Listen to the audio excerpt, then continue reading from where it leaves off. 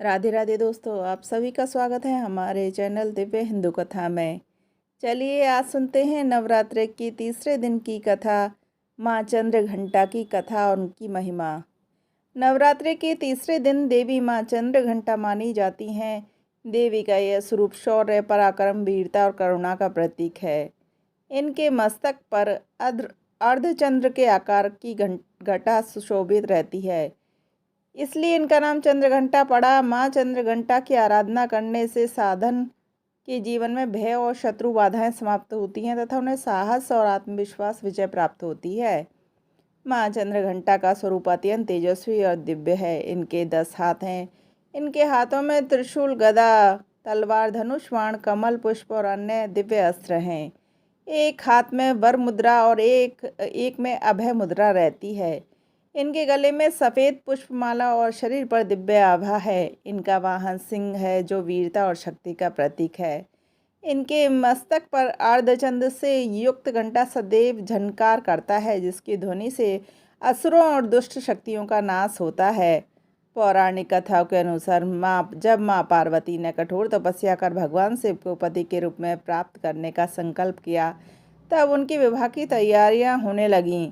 भगवान शिव तपस्वी स्वरूप में थे। उनके शरीर पर भस्म लगी थी, जटा जूट बिखरे हुए थे, गले में सांप लिपटा हुआ था और वे बैल पर सवार होकर विवाह मंडप की ओर बढ़े। यह स्वरूप देखकर पार्वती माता के घरवाले चिंतित हो उठे। देवगण और ऋषि मुनि भी इस अद्भुत बारात को देखकर चकित रह गए। लेकिन पार्वती जी ने जब भगवान शिव का यह स्वरूप देखा तो उन्होंने अपने सौम्य और शांत रूप को छोड़कर एक दिव्य और वीर स्वरूप धारण कर लिया। पार्वती जी ने अपने मस्तक पर अर्धचंद्र से युक्त घंटा धारण किया और सिंह पर आरूढ़ होकर प्रकट हुई। उनके इस दिव्य स्वरूप को देखकर असुर और दुष्ट शक्तियों में भय व्याप्त हो गया। उनकी झनकार से पूरे ब्रह्मांड में सकारात्मक शक्ति का संचार हुआ। उसी समय से उन्हें चंद्रघंटा माता के नाम से पूजा जाने लगा। कथा के अनुसार विवाह के समय कई असुरों ने शिव पार्वती के विवाह में विघ्न डालने का प्रयास किया। मां चंद्रघंटा ने अपने सिंह पर सवार होकर शस्त्रों से सुसज्जित होकर उन असुरों का संहार किया। उनकी गर्जना और घंटा ध्वनि से असुर भाग खड़े हुए और विवाह बिना किसी विघ्न के संपन्न हुआ। मां चंद्रघंटा का स्वरूप हमें सिखाता है कि धैर्य और करुणा जितनी आवश्यक है, उतना ही समय आने पर वीरता और पराक्रम भी जरूरी है।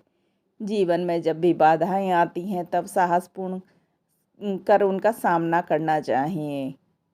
उनकी आराधना से साधक के जीवन में भय और शत्रु बाधाएं सब समाप्त होती हैं। यह स्वरूप विशेष रूप से उन लोगों के लिए लाभकारी है जिन्हें बार बार कठिनाइयों और संकटों का सामना करना पड़ता है। गृहस्थ जीवन में सुख, शांति और सौभाग्य मिलता है। उनकी कृपा से साधक को आध्यात्मिक शक्तियों की भी प्राप्ति होती है। भक्त स्नान करके स्वच्छ वस्त्र धारण करें, पूजा स्थल को गंगा जल से शुद्ध करें, लाल या पीले रंग की वस्त्र चौकी पर बिछाएं और उस पर माता चंद्रघंटा की प्रतिमा या चित्र स्थापित करें। कलश में जल, सुपारी, अक्षत, आम, पल्लव और सिक्का रखें। ऊपर नारियल रखकर माता की उपस्थिति का प्रतीक मानें। रोली, चंदन, हल्दी, कुमकुम, पुष्प, पुष्पमाला, धूप और दीप, मिठाई, दूध और नैवेद्य, शंख और घंटी, ये सब पूजा की सामग्री में रखें। सब प्रथम गणेश जी का पूजन करें। कलश पर पूजन कर माता चंद्रघंटा का ध्यान करें। प्रतिमा को जल और पंचामृत से स्नान कराएं। चंदन, रोली और पुष्प अर्पित करें। धूप और दीपक जलाकर नैवेद्य चढ़ाएं। अंत में आरती और मंत्र जाप करें। माँ चंद्रघंटा का प्रमुख मंत्र है ओम देवी चंद्रघंटाए नमः। इस मंत्र का 108 बार जाप करने से साधक को भय मुक्ति और शौर्य की प्राप्ति होती है। अंत में माता चंद्रघंटा की आरती करें और प्रसाद को बांटें। माता चंद्रघंटा का स्वरूप भक्तों को यह सिखाता है कि जीवन में जब भी संकट आए तो धैर्य और शौर्य के बल पर उनका सामना करना चाहिए। वे भक्तों के भय का नाश करती हैं और उनमें आत्मविश्वास पैदा करती हैं। नवरात्रि के तीसरे दिन माँ चंद्रघंटा की आराधना करने से व्यक्ति को आध्यात्मिक बल, शत्रु पर विजय और ग्रस्त जीवन में सुख और शांति प्राप्त होती है। तो दोस्तों, आपको ये कहानी कैसी लगी हमें ज़रूर बताएं और हमारे चैनल को सब्सक्राइब ज़रूर करें। राधे राधे दोस्तों।